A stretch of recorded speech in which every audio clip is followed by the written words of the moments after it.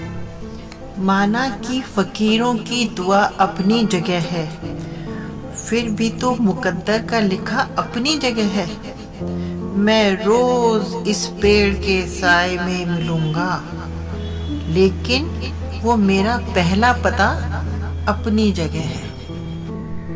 17 जनवरी भारतीय शास्त्रीय संगीत की लय आज थम गई। सुर मौन हो गए, भाव शून्य हो गए। कथक के सम्राट पंडित बिरजू महाराज जी नहीं रहे।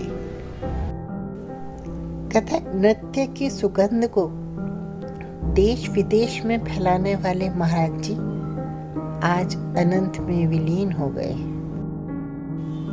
पंडित बिरजू महाराज का जन्म 4 फरवरी 1938 में कालकजी घराने में हुआ था। उनका नाम ब्रजमोहन नाथ मिश्रा था, जो ब्रजमोहन का अपभ्रंश बाद में बिरजू हो गया। महाराज जी बहुत ही भावुक और सादगी को पसंद करने वाले व्यक्ति थे। वे कथक शैली के आचार्य और लखनऊ घराने के प्रतिनिधित्व थे। बिरजू महाराज का सारा जन्म इस कला को शास्त्रीयता की ऊंचाइयों तक के लिए हुआ। उन्हें भारत के दूसरे सर्वोच्च नागरिक सम्मान पद्म विभूषण 1986 में और कालिदास सम्मान समेत अनेक पुरस्कारों से सम्मानित किया जा चुका है। इसके साथ ही उन्हें संगीत नाटक अकादमी पुरस्कार, काशी हिंदू विश्वविद्यालय और खेड़ागढ़ विश्वविद्यालय की डायरेक्टर मानक की उपाधि दी गई। 2012 में विश्व रूपम में नृत्य निर्देशन के लिए राष्ट्रीय पुरस्कार से सम्मानित किया गया।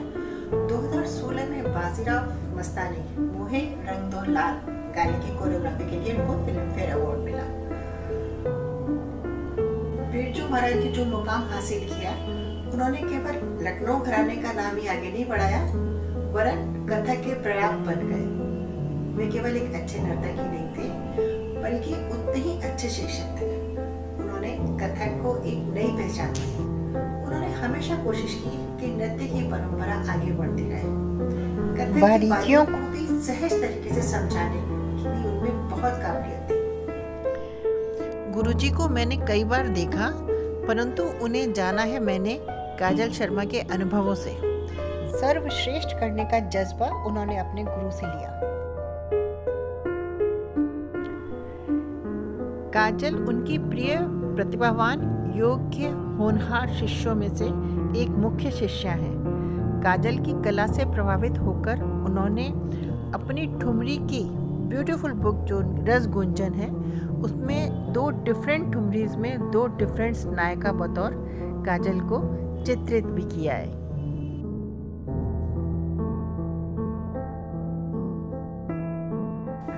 प्रसिद्ध नृत्यांगना कुमारी काजल शर्मा मेरी छोटी बहन है, जिस पर हम समस्त परिवार को और आगरा वासियों को गर्व है।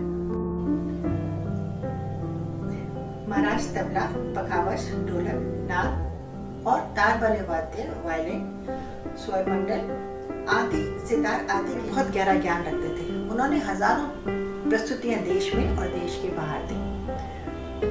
बिरजू महाराज एक धरोहर है और खुद में एक जीता जागता इतिहास है। महाराज जी ने कथक कला को गौरव की पराकाष्ठा पर पहुंचा दिया। आज सभी कथक नर्तक उनसे प्रेरणा लेकर जाने और अनजाने में उन्हीं का ही अनुसरण करते हैं। वे कथक के युग परिवर्तक थे और उन्होंने एक परंपरा कायम की। एक ऐसे कलाकार जो कथक करते करते स्वयं कथक में हो गए, ले गई, ताल थमी, सुर हो गए। पंडित महाराज जी का जाना जैसे कथक के एक स्तंभ का बिल्कुल ही गिर जाना। संगीत के तीनों विधाओं के अप्रतिम कलाकार पंडित बिरजू महाराज जी की कमी संगीत जगत में कई सदियों तक रहेगी। इस क्षति को कभी पूरा नहीं किया जा सकेगा। श्रद्धा सुमन सहित महाराज को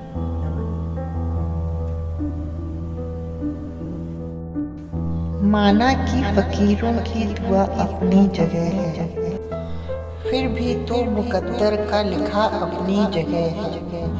मैं रोज इस पेड़ के साए में मिलूंगा, लेकिन वो मेरा पहला पता अपनी जगह है।